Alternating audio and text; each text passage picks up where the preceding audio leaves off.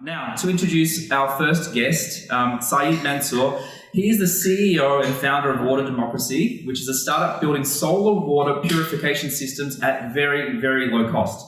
He's an expert in energy and carbon management, and Water Democracy is a graduate of the Catalysr program. And Catalysr is a Pre-Accelerator program geared towards migrapreneurs. And in fact, they're doing two things at the moment. They're raising capital and they're also going to be preparing for their next cohort. So please welcome Syed from Water Democracy.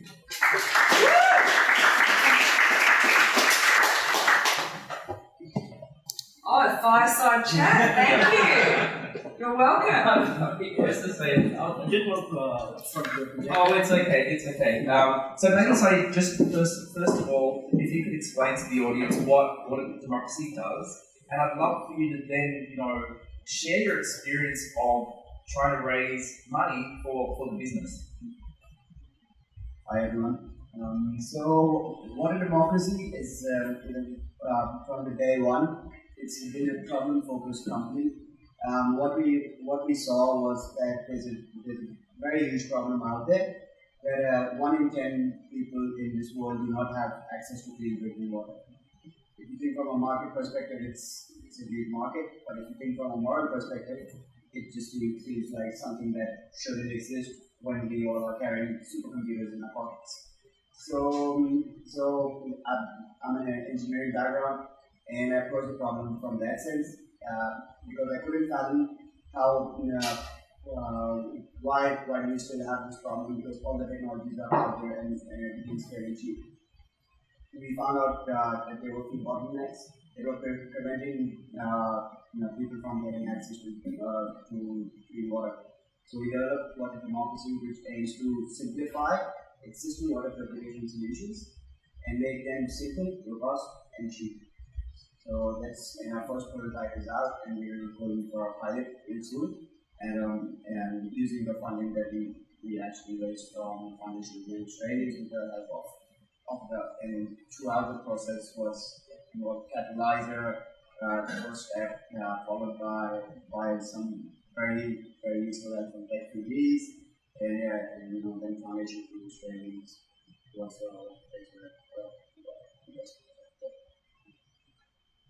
So how did you know what to do? How did you know who to talk to, who to reach out to? And I'm curious as to how long did the process take from start to finish for raising money?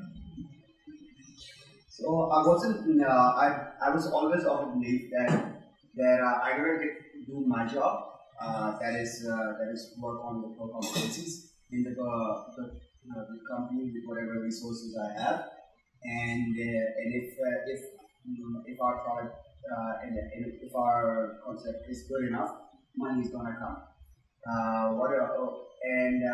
Why I developed this sort of approach was because in very, very early stage, in fact, I started this off in February 2017, and in very, very early stage, my mentors told me that stay focused on things that matter, and it's gonna come. So start of February, and we got my first funding in December 2017. So around 10 months. And what were the most sort of frustrating elements and aspects of raising capital? What do you wish you knew sort of at the start that you sort of found out through the process? One thing that I found out, one thing in raising capital was one thing that was frustrating for me was because of being from a migrant background. I just came to Australia 5 years ago. So everybody tells you that everyone you meet in the mainstream, they'll always tell you your first funding comes from friends and family. So all my friends were the same age as me. That is the age where you're usually broke. And my family had already spent a lot of money, and they were looking for returns now. I lost from my family, and friends were broke. So and everybody kept on telling me that this is the first round of funding that you're going to do. I mean, it was very hard to explain to people that that part of investment doesn't exist. And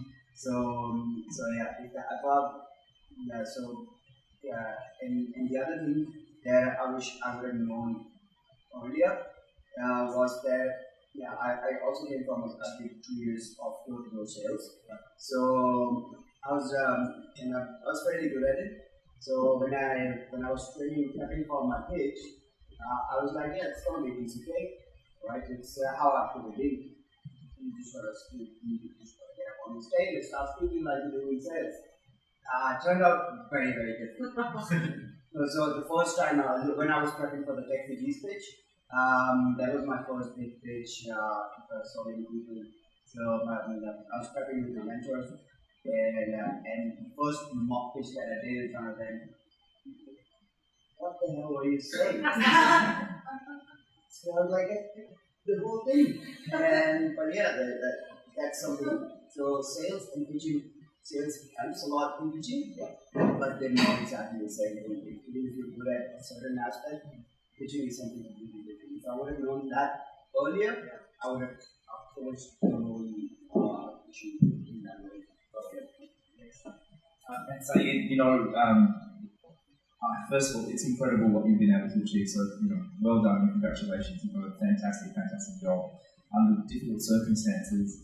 I suppose, perhaps to wrap up on this introductory part of the discussion, if you had some tips to provide to somebody who's in the audience looking to raise money for their startup, what would those tips be?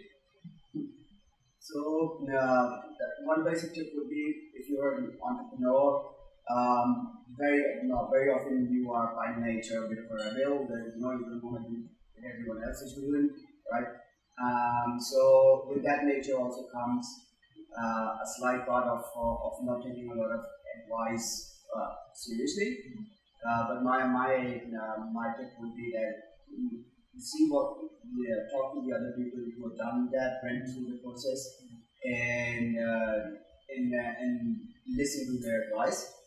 There are a lot of very well-meaning people out there, quite a few of them in this room, right, who help me through the process. And it's not always necessary to implement everyone's advice, but always listen to what someone tells you who's been through that path. Might not be for you from that specific person, but it might be someone who will tell you exactly what you were looking for, and that would help you leaps. In my mind. Thank you, Syed. Please a round of applause. I've got a plug. So a comment then a question. Yeah, please. I found out from Syed last night that TechFugees was his first ever serious pitch, which was very interesting to hear. And actually, now that you say it, it was rough around the edges, but still a great pitch. What was good about that was that it wasn't a competition, it was a panel, and it wasn't a hackathon, so it was a panel giving good advice. Are there other now I see how valuable that opportunity was for you. We run a couple of meetups a year, but not enough for all the entrepreneurs who want to sort of get their pitch practice in. Did you find some other venues or opportunities to sort of sharpen your pitch that were relatively low risk? Any places, tips that you could give to people in the audience who might be looking for places where they can practice their pitch in front of an audience? So TechFugees was my first big pitch, but then I basically try to pitch after that, whichever, because I found that it's not as easy as I thought. I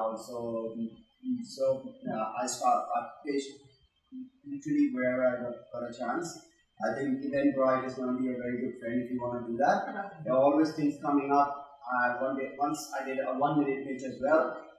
One of my mentors told me not to do it. He was like, mate, your idea is too deep to be conveyed in 1 minute, right? But from that pitch, I met some very helpful people, right? And after that, in the discussion that I did like everyone was hanging out at the pub. There was this, I don't even know his name or anything. There was this random dude who told me some very good things that that this was the problem when you fish. So explain me, what you do. It sounded interesting, but what are you really wanting to do? And that guy actually sharpened my one-liner. So the whole simplification and all that. That one sentence that came out from that guy whose name I don't know. I don't even remember his name. But I remember So. Sorry, Peter, I've got One more question. Yeah, so I remember you very, very much, and I have a theory that the best startups come from people with the lived or shared experience. So you really understood the problem, and I will never forget the passion and intensity in your eyes. And there's a quote that I can't remember, but it takes someone who believes that the world can be a better place, and they actually decide that they can make it so.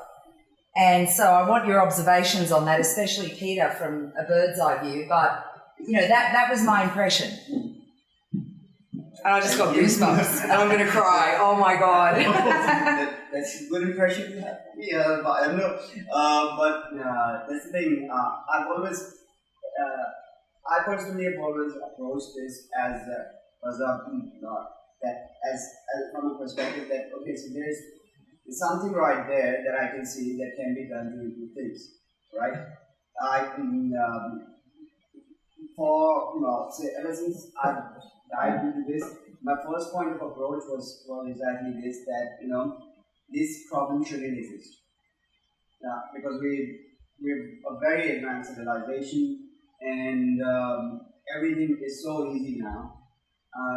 But due to various reasons, like social problems, whatever, the problem still is there. So my approach was to figure a way around it, and so modern democracy is there. We kept that name because we wanted to bypass the systemic issues and make everyone as much as they could, make everyone in charge of their own water, and so that's how I view it. And thanks so much for the great compliments here. It's been incredible because Anne-Marie's been there since the beginning. Nicole's been there. Peter was at the first TechFugees pitch as well. Terry's at the back. Terry's been there right from the beginning. So yeah, if you're both going with this sort of passion to approach a problem, because I personally thought that I was horrible that day. Like that was my feedback on me, because I was like, and one more thing that I'd like to mention. So on that day, there was the Catalysr that round thing that everyone was going around and everyone was pitching to the guests. At that day, I wasn't the most favorite of the judges, right? There were 10 people over there. I would say that I would have been ranked number 6, number 7, right? Right now, I'm from the same cohort. I'm one of the leading ones, right? So that's just because you gotta hang in there, and even if I wasn't as good as the others, but I just kept working. So that and other people who were way better than me, they stopped them and they pursue other things.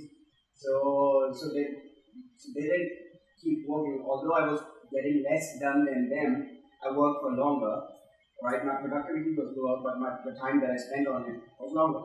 And I'm hanging in there, and these guys, a lot of them are doing their own thing. But yeah, so that's something that might be. So I think you said it beautifully. It's the passion that will see you through, because the journey as an entrepreneur, as a founder, is long and it's difficult. And without that passion, it's hard to power you through those times that are difficult. That will enable you to make it through to these times where you're able to find funding and execute on the vision that you have. Fantastic. Excellent. Thank you. Thank you, Syed.